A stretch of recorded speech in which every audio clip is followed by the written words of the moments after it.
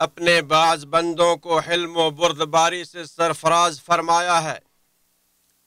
میں بے شمار عطا و بخشش پر اس کی حمد بجا لاتا ہوں اور گواہی دیتا ہوں کہ اللہ کے علاوہ کوئی معبود برحق نہیں، اور میں گواہی دیتا ہوں کہ ہمارے نبی و سردار محمد صلی اللہ علیہ وسلم اس کے بندے اور رسول ہیں، جنہیں عمدہ حکمت، اعلیٰ ترین علم، صبر و تحمل اور جود و سخا کی دولت سے نوازا گیا۔ ان پر، ان کی آل اور صحابہ کرام پر رحمت و سلامتی نازل ہوں۔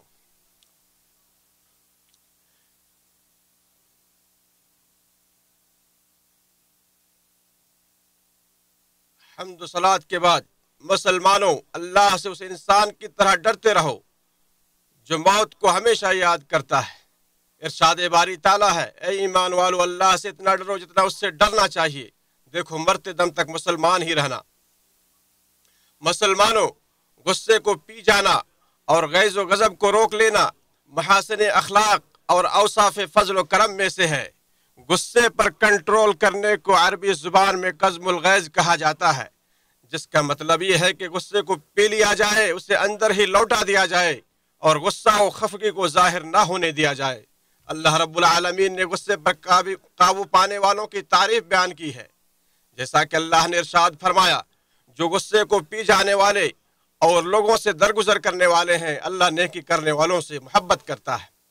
اور ارشاد فرمایا، بے شک جو لوگ اللہ سے ڈرتے ہیں، جب انہیں کوئی وسوسہ یا غصہ شیطان کی طرف سے آتا ہے تو فوراً حکم الہی یاد کرتے ہیں، پھر اسی وقت ان کی آنکھیں کھل جاتی ہیں۔ اس آیت کریمہ میں لفظ طائف مذکور ہے۔ اس کا یا لفظ طیف کا معنی ہے غصہ یا وسوسہ یا معصیت کا ارادہ، اور غصے کو طائف اس لیے کہا گیا کیونکہ وہ شیطانی وسوسے سے پیدا ہوتا ہے۔ سعید بن جبیر کہتے ہیں کہ آیت میں ایسے آدمی کا ذکر ہے جو غصہ آنے پر فوراً اللہ کو یاد کرنے لگتا ہے، پھر وہ غصے کو پی جاتا ہے۔ بعض علماء نے کہا کہ اپنے حلق سے غصے کا گھونٹ بار بار پینا مجھے اپنے کسی بھی اخلاقی نقص و کمی سے زیادہ پسند ہے۔ اور کسی عرب شاعر نے کہا ہے کہ تم سخت دل بد اخلاق کو معاف کر دو جب وہ ظلم و زیادتی کرے، کیونکہ جب محاسن اخلاق کے پے کر شخص کو غصہ دلایا جاتا ہے تو غصہ پی لیتا ہے۔ بری بات زبان سے ہرگز نہ نکالو، آگ اور اس کے شعلے سے ڈرو، شاید کہ تم اس سے صحیح سالم بچ جاؤ۔ شریف النفس، غصے کو ضبط کرنے والا اور عفو و درگزر کرنے والا، عقل کے اعتبار سے سب سے ٹھوس اور بردباری و وقار کے اعتبار سے سب سے وزنی شخص ہوتا ہے۔ کسی شاعر نے کہا ہے کہ اچھے اور نیک انسان کے غیظ و غضب سے کوئی ڈر نہیں ہوتا، جبکہ جوش غضب بہت سے لوگوں کو ہلکا اور بے وزن کر دیتا ہے۔ عقل مندوں نے غصے کے گھونٹ خوب پیے ہیں، کیونکہ وہ جانتے تھے کہ انجام و نتائج کے اعتبار سے اس سے زیادہ لذیذ اور میٹھا کوئی گھونٹ نہیں۔ ابن عمر رضی اللہ عنہما سے روایت ہے کہ رسول اللہ صلی اللہ علیہ وسلم نے ارشاد فرمایا، کسی بھی گھونٹ کے پینے کا ثواب اللہ تعالیٰ کے ہاں اتنا زیادہ نہیں جتنا اللہ تعالیٰ کی رضا کے لیے غصے کا گھونٹ پینے کا ہے۔ امام احمد نے اسے روایت کیا ہے۔ معاذ بن انس جوہنی رضی اللہ عنہ سے روایت ہے کہ نبی صلی اللہ علیہ وسلم نے ارشاد فرمایا، جو شخص غصہ ضبط کر لے حالانکہ وہ اسے کر گزرنے کی استطاعت رکھتا ہو، تو قیامت کے دن اللہ تعالیٰ اسے لوگوں کے سامنے بلائے گا اور اسے اختیار دے گا کہ وہ جس حور کو چاہے منتخب کر لے۔ امام احمد، ابو داؤد اور ترمذی نے روایت کیا ہے۔ امیر معاویہ رضی اللہ عنہ کہتے تھے کہ غصے کے گھونٹ پی کر اور بیوقوفی و جہالت کو بردباری کے ذریعے زیر کر کے جو لذت مجھے ملتی ہے، اس سے بڑھ کر اور کوئی لذت مجھے نہیں ملتی۔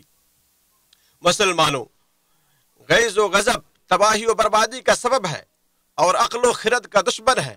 غصہ ہلاکت و بربادی کا پیش خیمہ ہے۔ غیظ و غضب شرمساری و ندامت کی جڑ، ہر شر کی کنجی، برائیوں کا سر چشمہ، گناہوں کی سواری اور دشمنی کا سبب ہے۔ یہ اختلافات اور جھگڑے کو ہوا دیتا ہے، کبیرہ گناہوں اور ہلاکت خیز امور پر آمادہ کرتا ہے۔ شدت غیظ اور عفور غضب نے کتنے ہی ناحق خون بہائے۔ یہ شدت کتنی ہی عورتوں کی طلاق، قرابت داروں کی آپسی دشمنی، دوستوں کے درمیان نفرت و دوری، ساتھیوں کے ایک دوسرے کے خلاف مکر و سازش کا سبب بنی۔ ہمیشہ سے ہی बेरुखी के बादल ने दोस्ती के सूरज को ग्रहण लगाया है। गद्दारी के गर्दो गुबार ने वफादारी के हुस्न को दागदार किया है, और हिर्स व तमा की तलवारें दोस्ती, मोहब्बत और भाईचारे की मजबूत रस्सी को काटती रही हैं। लिहाजा ऐसे गजब से बचो जो राख के अंदर छुपे शोले की मानिंद दिल में खामोशी से भड़क रही होती है। शिद्दत गजब से जुबान में लग़्ज़िश पैदा होती है, हुज्जत व दलील मुनक़ते हो जाती है, फ़हम व फरासत मुंतशिर हो जाती है, अक्ल पर पर्दे पड़ जाते हैं और दुनिया व आखिरत में अंजाम कार से गफलत तारी हो जाती है। गैज़ व गज़ब का नशा जिस पर हावी हो जाता है तो उसके सामने गौर व फिक्र के दरवाजे बंद हो जाते हैं और वो दुरुस्त राय कायम करने के काबिल नहीं रहता। हज़रत अबू हुरैरा रज़ी अल्लाह अन्हु से रिवायत है कि एक आदमी ने नबी सल्लल्लाहु अलैहि वसल्लम से अर्ज़ किया कि मुझे नसीहत कीजिए, तो आप सल्लल्लाहु अलैहि वसल्लम ने फरमाया, गुस्सा मत करो। उस आदमी ने बार बार इस बात को दोहराया तो आप सल्लल्लाहु अलैहि वसल्लम भी फरमाते रहे कि गुस्सा मत करो। इसे बुखारी ने रिवायत किया है।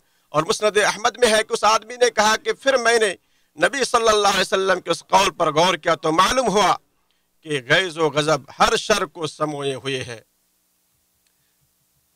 इब्न अब्दुल बर रहमहुल्लाह फरमाते हैं कि ये कलाम थोड़े अल्फाज पर मुश्तमिल है, लेकिन उसके मानी बहुत ज़्यादा और उसके फ़वाइद बहुत अहम और कीमती हैं।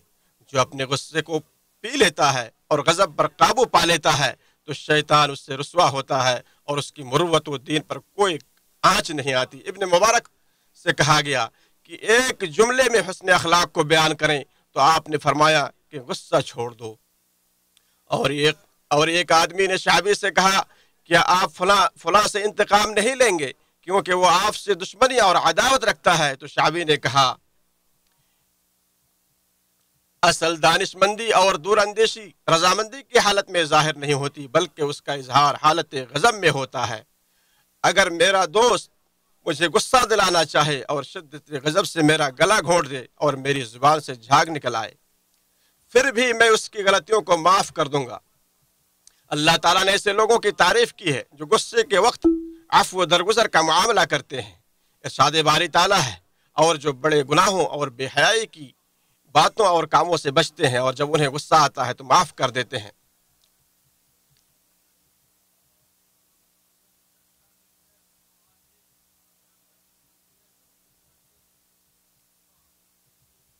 ऐ मुसलमानों, जो अपने गुस्से पर कंट्रोल नहीं करता उसका अदब और वक़ार मजरूह हो जाता है। जल्द गुस्से में आना बेवकूफ़ों और कम अक्लों की अलामत है। जब बेवकूफ़ इंसान गुस्से में आता है तो भड़क उठता है, मुश्ताइल हो जाता है, अपने सीने को पीटने लगता है, अपने चेहरे पर मारता है, नेज़े चलाता है, जख्मी करता है। गज़बनाक गोह की तरह उसकी रगें फूलने लगती हैं और गुस्से से बाहर जाता है और गुस्से से भर जाता है। अगर उससे बात करें तो तेवर चढ़ाता है, अगर उसको छेड़ें तो भड़क उठता है, अगर उससे बहस करें तो आग बगोला हो जाता है, अगर मुखालफत करें तो उससे गुस्से की चिंगारियां निकलने लगती हैं, किब्र व घमंड का मुजाहरा करता है। और ये सब उसकी जहालत, कम अक्ली, कमज़ोर बसीरत की दलील है। और यही हालत हर उस शख्स की है जो बहुत ज़्यादा गुस्सैला, जाहिल, जल्दबाज है।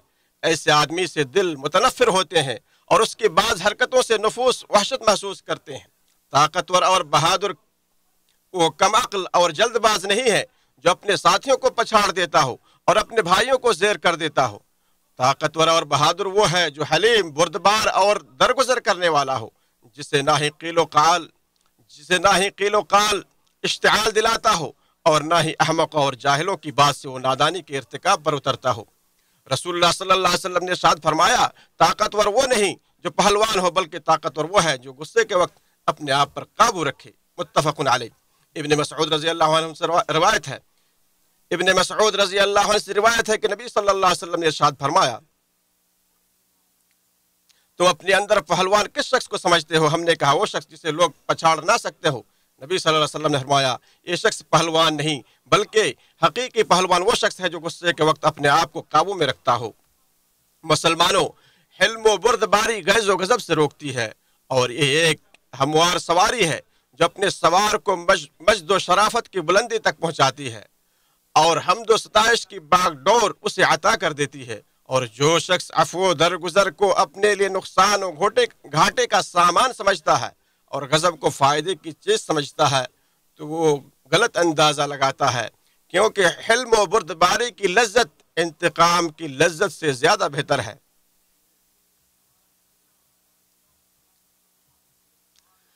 جس کے اندر غیظ و غضب کی آگ بھڑک اٹھے اور اس پر وہ اپنے حلم سے قابو پالے اور اسے اپنے صبر سے مغلوب کر دے اور اپنی ثبات قدمی کے ذریعے اس پر کنٹرول کر لے، تو گویا وہ اپنے سب سے طاقتور دشمن اور بدترین حریف پر غالب آ گیا۔ لہٰذا غصے کے محرکات اور اسباب سے دور رہیں اور مذاق میں حد اعتدال سے تجاوز نہ کریں، کیونکہ مذاق غصے کا پیش خیمہ ہے اور دلوں کی تسکین اور خوشی کے حدوں سے نکل کر اتہام، غیبت اور استہزاء کے ذریعے چھپے ہوئے کینے کو نہ بھڑکائیں، کیونکہ یہ شیطان کا ہیلا اور نفس کا دھوکہ ہے۔ کسی شاعر نے کہا ہے، اپنے دوست سے مذاق کریں، مذاق کتنی محبوب چیز ہے، لیکن مذاق میں حد سے تجاوز نہ کریں۔ خالد بن صفوان نے کہا، تم میں سے کوئی اپنے ساتھی کو پتھر سے زیادہ سخت چیز سے مارتا ہے، سرسوں کے گرم تیل سے زیادہ گرم تیل اس کی ناک میں ڈالتا ہے اور کھولتے ہوئے پانی سے زیادہ گرم چیز اس پر ونڈیلتا ہے، پھر وہ کہتا ہے کہ میں مذاق کر رہا تھا۔ بحث و جدال غیظ و غضب کا محرک ہے، بس جب آپ بحث و جدال سنیں تو پیچھے ہٹ جائیں۔ ابو امامہ باہلی رضی اللہ عنہ نے فرمایا کہ رسول اللہ صلی اللہ علیہ وسلم نے ارشاد فرمایا، میں اس شخص کے لیے جنت کے اطراف میں گھر دیے جانے کی ضمانت دیتا ہوں جو حق پر ہوتے ہوئے بھی جھگڑا چھوڑ دے، اور اس شخص کے لیے جنت کے درمیان میں گھر کا ضامن ہو جو مذاق میں بھی جھوٹ نہ بولے، اور اس شخص کے لیے جنت کے بالائی حصے میں گھر کی ضمانت دیتا ہوں جو اچھے اخلاق کا مالک بن جائے۔ ابو داؤد نے اسے روایت کیا ہے۔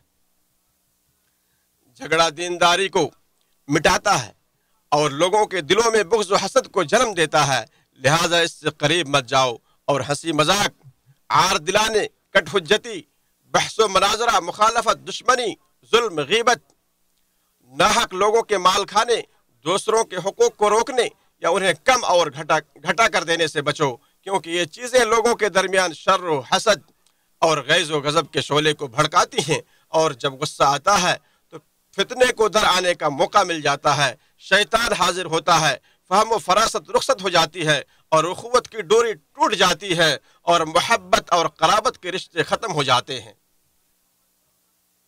غیظ و غضب اور عداوتوں کے شعلوں کو صبر و تحمل، وقار، حلم و بردباری کے ذریعے سرد کرو اور مواخذہ و محاسبہ سے دور رہ کر اس کی چنگاریوں کو بجھاؤ، اور غیظ و غضب کو ذکر و اذکار کے ذریعے دور کرو، صبر کے ذریعے اسے ٹھنڈا کرو، اور سکوت و خاموشی اختیار کر کے اس کا خاتمہ کرو۔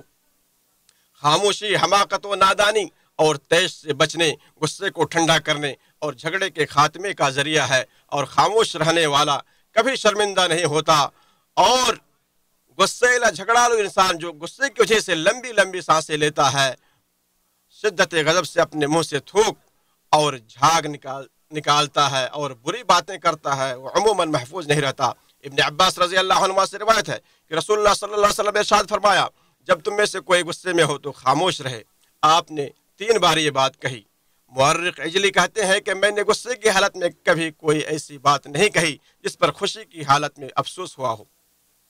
عمر بن خطاب رضی اللہ عنہ فرماتے ہیں کہ جب کوئی تکلیف دہ بات تمہاری سماعت سے ٹکرائے تو اپنا سر نیچا کر لو تاکہ وہ تمہارے سر کے اوپر سے گزر جائے۔ کسی شاعر نے کہا کہ تو جو بھی کذب بیانی اور دروغ گوئی کرنا چاہتا ہے کر لے، میرا حلم و بردباری بحری یعنی مضبوط ہے، میرے کان بہرے نہیں ہیں۔ جب میاں بیوی کے درمیان لڑائی جھگڑے کے بادل منڈلانے لگے تو انہیں چاہیے کہ عفو درگزر کے ساتھ لڑائی جھگڑے کی آواز کو دبا کر ختم کر دیں، اور باہم ایک دوسرے کے ساتھ نرم خوئی اور سہل پسندی کا مظاہرہ کرتے ہوئے ہمیشہ حسن معاشرت کے دامن کو تھامے رکھیں اور باہم لڑائی جھگڑے کو طول نہ دیں۔ کسی شاعر نے اپنی بیوی کو مخاطب کر کے کہا کہ میری شریک حیات، میری طرف سے تجھے عفو درگزر کے ساتھ ساتھ ہمیشہ مودت و محبت ہی ملے گی، بس جب تو مجھے سخت غضبناک دیکھے تو کچھ نہ بولنا۔ جسے غیظ و غضب برانگیختہ کرے اسے چاہیے کہ شیطان مردود سے اللہ کی پناہ مانگے۔ ابو ہریرہ رضی اللہ عنہ سے مروی ہے کہ رسول اللہ صلی اللہ علیہ وسلم نے فرمایا، جب تم میں سے کوئی غیظ و غصے میں ہو تو یہ کہہ دے اعوذ باللہ میں اللہ کی پناہ میں آتا ہوں، تو اس کا غصہ ٹھنڈا اور سرد پڑ جائے گا۔ اور سلیمان بن سرد رضی اللہ عنہ سے روایت ہے کہ دو آدمی نبی کریم صلی اللہ علیہ وسلم کی موجودگی میں جھگڑ پڑے۔ ہم حضرت صلی اللہ علیہ وسلم کی خدمت میں بیٹھے ہوئے تھے، ایک شخص دوسرے کو غصے کی حالت میں گالی دے رہا تھا اور اس کا چہرہ سرخ تھا۔ آپ صلی اللہ علیہ وسلم نے فرمایا میں ایک ایسا کلمہ جانتا ہوں کہ اگر یہ شخص اسے کہہ دے تو اس کا غصہ دور ہو جائے گا، اگر یہ اعوذ باللہ من الشیطان الرجیم کہہ لے۔ بخاری مسلم۔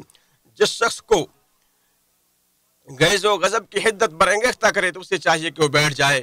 ابو ذر رضی اللہ عنہ سے روایت ہے کہ رسول اللہ صلی اللہ علیہ وسلم نے فرمایا جب تم میں سے کوئی شخص غصے کی حالت میں کھڑا ہو تو اسے بیٹھ جانا چاہیے، ایسا کرنے سے اگر غصہ ٹھنڈا ہو جائے تو ٹھیک، ورنہ لیٹ جائے، کیونکہ بیٹھنے سے فتنہ و فساد کا استمرار ختم ہو جاتا ہے اور غیظ و غضب کی شدت جاتی رہتی ہے، جبکہ کھڑا ہوا شخص بھڑکنے، پکڑنے اور ہاتھا پائی کرنے کے لیے تیار رہتا ہے، اور عین ممکن ہے کہ انتقامی کارروائی میں اس سے ایسا فعل سرزد ہو جائے جس پر اسے شرمساری و پشیمانی اٹھانی پڑے۔ میں نے جو کچھ کہا آپ لوگوں نے اسے سماعت کیا، میں اللہ تعالیٰ سے مغفرت طلب کرتا ہوں، آپ لوگ بھی اسی سے مغفرت طلب کریں، بے شک وہ اپنی طرف رجوع کرنے والوں کو بہت زیادہ معاف کرنے والا ہے۔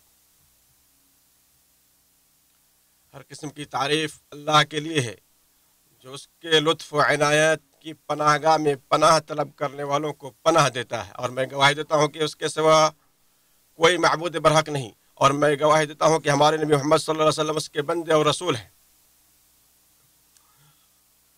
اللہ تعالیٰ آپ پر، آپ کی آل اور صحابہ کرام پر اپنی رحمتیں اور برکتیں نازل فرمائیں۔ مسلمانوں اللہ کا تقوی اختیار کرو، ارشاد باری تعالیٰ ہے اے ایمان والو تقوی الہی اختیار کرو اور سچے لوگوں کے ساتھ رہو۔ مسلمانوں کسی شخص میں علم و معرفت کے ساتھ ساتھ حلم و بردباری اور قدرت و طاقت کے ساتھ ساتھ عفو و درگزر ایک ساتھ جمع ہو جانے کی جو فضیلت ہے، اس طرح کسی اور چیز کو جمع کرنے کی فضیلت نہیں ہے۔ قدرت و غلبہ کے باوجود درگزر کرنا کینہ کپٹ کو ختم کر دیتا ہے، لہذا آپ کے پاس طاقت و غلبہ ہو تو احسان کیجیے، اور جب آپ کو کسی پر والی بنایا جائے تو نرمی کا برتاؤ کرے، اور جس نے اپنے غصے کو بے لگام چھوڑ دیا اور غصہ دلانے والے سے انتقام لے لیا تو اس نے اپنے غصے کو پورا کر لیا اور اپنا پورا حق لے لیا، لہٰذا اب وہ نہ تو شکریہ کا مستحق رہا اور نہ ہی وہ لوگوں میں قابل ستائش رہا۔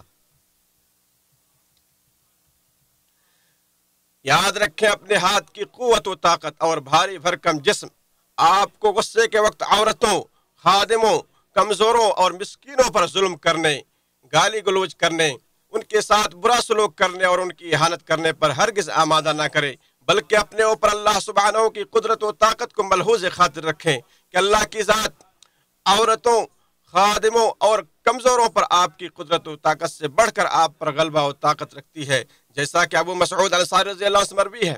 وہ کہتے ہیں کہ میں اپنے غلام کو کوڑے سے مار رہا تھا تو میں نے اپنے پیچھے سے آواز سنی کہ ابو مسعود جان لو، ابو مسعود جان لو۔ میں شدت غضب سے سمجھ نہیں پایا کہ آواز کس کی ہے، میں نے پیچھے مڑ کر دیکھا تو رسول اللہ صلی اللہ علیہ وسلم تھے۔ آپ کی ہیبت کی وجہ سے میرے ہاتھ سے کوڑا گر گیا۔ آپ صلی اللہ علیہ وسلم نے فرمایا ابو مسعود جان لو، اس پر تمہارا جتنا اختیار ہے اس کی نسبت اللہ تعالیٰ تم پر زیادہ اختیار رکھتا ہے۔ میں نے عرض کیا اللہ کے رسول، وہ اللہ کی رضا کے لیے آزاد ہے۔ آپ نے فرمایا دیکھو اگر تم ایسا نہ کرتے تو تمہیں آگ جھلساتی یا تمہیں آگ چھوتی۔ مسلمانوں وطن ایک ہرا بھرا سایہ دار درخت ہے جس کا پھل امن و امان، اطمینان و سکون اور استحکام و استقلال ہے۔ مملکت سعودی عرب اسلام اور سلامتی کا وطن ہے۔ اس میں نہایت مقدس، محترم، معزز شہر مکہ مکرمہ ہے، جہاں ابراہیم علیہ السلام کی نشانی، ان کی وراثت اور ہمارے نبی محمد صلی اللہ علیہ وسلم کا گھر اور ان کا وطن ہے۔ یہ امن و امان کا گہوارہ اور محفوظ و مامون شہر ہے جس میں اللہ عز و جل نے دین کے آثار و معالم رکھ دیے ہیں، اور اس میں زیارت کے لیے محفوظ گھر کعبہ ہے، اس میں مشعر حرام، عرفات اور مقدس مشاعر ہیں۔ اس مملکت میں رسول اللہ صلی اللہ علیہ وسلم کا شہر مدینہ منورہ ہے جو ان کا گھر اور ہجرت گاہ ہے، جہاں ان کے ممبر، محراب، قبر اور مدفن بھی ہیں۔ اس میں آپ صلی اللہ علیہ وسلم کی نشانیاں، علامتیں، آباء و اجداد کے نقوش، ان کی جائیداد اور متعدد نشانیاں ہیں۔ یہ وہ وطن ہے جس کے کارنامے، خوبیاں اور اعمال بڑے تابناک ہیں، اور اس کے محاسن و فضائل معروف و مشہور ہیں۔ یہ وہ وطن ہے جس کی بنیاد تقوی پر رکھی گئی، اس کی عمارت اسلام کے ستون پر کھڑی ہے، شرعی احکام اس کا دستور و قانون ہے، عدل کے پھولوں سے یہ ملک مزین ہے، محبت و الفت کی وجہ سے یہ معزز ہے، حق اور سچے عزائم کی وجہ سے یہ کامیاب و کامران ہے۔ اور یہ حقیقت ہے کہ جو عزم و حوصلے سے آگے نہیں بڑھتا، عجز و ناکامی اسے پیچھے دھکیل دیتی ہے۔ 3 صدی پہلے بانی مملکت امام محمد بن سعود رحمہ اللہ کے ہاتھوں اس مبارک سرزمین کے اوپر ایک انصاف پرور حکومت کا سورج طلوع ہوا۔ پھر وہ توحید، عزم راسخ اور دور رس نگاہ کے ذریعے لوگوں کو جنگ و جدال سے صلح و آشتی کی طرف، خوف و خطرے سے امن و امان کی جانب، جہالت کی تاریکی سے علم کی روشنی کی طرف، اور افتراق و انتشار کی ذلت سے نکال کر وحدت و یگانت کی طرف لے آئے۔ پھر آپ کے بعد آپ کے بیٹوں اور پوتوں نے اس ملک کی باغ ڈور کو سنبھالا، یہاں تک کہ اللہ نے امام المسلمین شاہ عبدالعزیز بن عبد الرحمن آل سعود کو حکومت عطا کی، تو فیصلوں میں آپ کی حکمت و دانائی، رائے و مشورے میں آپ کی دوربینی، عدل و انصاف میں آپ کی شجاعت و بہادری، اور عطیات و بخشش میں آپ کی ہمدردی و فیاضی پوری دنیا میں مشہور ہو گئی۔ چنانچہ آپ اپنی بہادری، خودداری اور شریعت کی پاسداری کے معاملے میں عظیم ترین بادشاہوں میں سے ایک تھے۔ پھر اللہ نے اس ملک پر اور اس کی رعایا پر اپنی رحمت و برکت کے دروازے کھول دیے۔ پھر ان کے بعد اس جھنڈے کو ان کے نیکوکار بیٹوں نے اٹھایا اور ان کے منہج اور طریق پر چلتے رہے، یہاں تک کہ یہ ملک امن و امان، وحدت و یگانگت، شیرازہ بندی اور قیادت و رعایا کے درمیان ہم آہنگی کے معاملے میں ضرب المثل بن گیا۔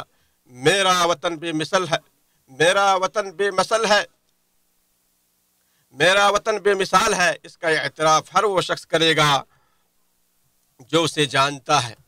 لہٰذا اے لوگو، اللہ تعالیٰ کی عطا کردہ نعمتوں اور آسائشوں پر اس کی حمد و ثنا بیان کرو، اپنے امن و استقرار کی پاسبانی کرو، فتنے کی آواز و پکار، فتنے کی طرف بلانے والوں، فتنے کی حمایت کرنے والوں سے بچ کر رہو۔ اپنے آس پاس کے علاقوں اور ملکوں کی طرف نظر دوڑاؤ کہ ان کے حالات کیسے بگڑ گئے جب ان میں نا اتفاقی نے جنم لیا، جب ان کی آراء و افکار اور خواہشات و نظریات میں تعارض و تضاد پیدا ہوا، ان کے رجحانات میں اختلاف رونما ہوا، ان کے اتحاد و اتفاق کا شیرازہ منتشر ہوا، ان کی ہم آہنگی و یگانگت پارا پارا ہو گئی، باہمی نزاع و مخالفت نے زور پکڑ لیا، ان کی حالت یہ ہو گئی کہ پھر انہیں کوئی چیز متحد و یکجا نہیں کر سکی۔ عوام مختلف گروہوں اور گروہوں میں بٹ گئے جو اسلحے کے بغیر کسی سمجھوتے پر راضی ہی نہیں ہوتے اور لوگوں کے قتل عام پر فخر کرتے ہیں۔ لہٰذا ان سے نصیحت حاصل کرو، کیونکہ خوش بخت و خوش نصیب وہ ہوتا ہے جو دوسروں سے عبرت پکڑتا ہے، اور بدبخت وہ ہوتا ہے جو صرف اپنی ذات سے ہی نصیحت حاصل کرتا ہے۔ اور پھر اس کے بعد راہ راست دکھانے والے، مخلوق کی سفارش کرنے والے احمد مجتبیٰ صلی اللہ علیہ وسلم پر بکثرت درود و سلام پڑھو، کیونکہ جو ان پر ایک بار درود پڑھے گا اللہ تعالیٰ اس پر 10 رحمتیں نازل کرے گا۔ اے اللہ، ہمارے نبی و سردار محمد صلی اللہ علیہ وسلم پر درود و سلام نازل فرما۔ اے اللہ، تو اسلام اور مسلمانوں کو غلبہ عطا فرما، شرک و مشرکین کو ذلیل و رسوا فرما، دین کے دشمنوں کو تباہ و برباد فرما، تمام مسلم ممالک اور ہمارے ملک مملکت سعودی عرب کے خلاف سازش کرنے والوں کی سازش، مکر کرنے والوں کے فریب اور بغض و حسد رکھنے والوں کے بغض و حسد سے محفوظ فرما۔ اے اللہ، ہمارے پیشوا حاکم خادم حرمین شریفین کو اپنے پسندیدہ کاموں کی توفیق عطا فرما اور انہیں نیکی و تقوی کے کاموں کی توفیق عطا فرما۔ اے اللہ، اے تمام جہانوں کے پالنے والے، انہیں اور ان کے ولی عہد کو اسلام کی تقویت اور مسلمانوں کی اصلاح کے کام سر انجام دینے کی توفیق عطا فرما، اور مصیبت زدہ لوگوں کو عافیت عطا فرما۔ ہمارے فوت ہونے والے اولوں کی مغفرت فرما اور دشمنوں کے خلاف ہماری مدد فرما۔ اے تمام جہانوں کے پالنے والے، اے اللہ تباہ کن زلزلے کے متاثرین پریشان حال اور مصیبت زدہ بھائیوں کا حامی و مددگار بن جا، اس کے سبب جو لوگ فوت ہو گئے ہیں انہیں شہداء میں شامل فرما، زخمیوں اور مریضوں کو شفا دے، اے دعا قبول کرنے والے اے اللہ تو انہیں امن و امان عطا فرما، اے سارے جہانوں کے پالنے والے اے اللہ ہماری دعا کو شرف قبولیت عطا فرما اور ہماری پکار کو منظور فرما، اے عزت والے عظمت والے اور نہایت رحم کرنے والے اللہ۔